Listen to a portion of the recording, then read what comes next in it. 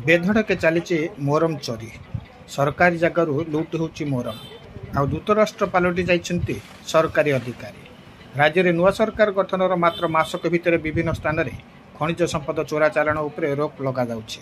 हेले खनि माफियाଙ୍କ ठारू किछि मुनाफा नहीं सरकारी अधिकारी माने आखि बुझी देउछन्ति। जहाँ देखिबाकु मिलिछि कटक जिला चौद्वार अंचल में ताहा पुणी महाप्रभु जगन्नाथ नाम मोरम लुटे चली माफिया। यह मोरम चोराचालाण में माफिया माने मालामाल हेउतबा बेले अंध पलटि प्रशासनिक अधिकारी। दीर्घ दिन धरी ओटीएम स्टाफ कॉलोनी निकट इडको जमी विराट गात करी दुईटी ट्राक्टर में मोरम चालाण हेउतबा अभियोग होइछि। चौद्वार अंचल विजु जनता दलर जड़े सक्रिय नेता छत्र छाया तले ए बेआईन कारोबार चलता अभियोग होइछि। ए मोरम चोराचालाण में तहसिलदार ठारू आरंभ कर पुलिस प्रशासन पर्यंत संपृक्त माफिया कब्जा रखिथिबा चर्चा हेउछि।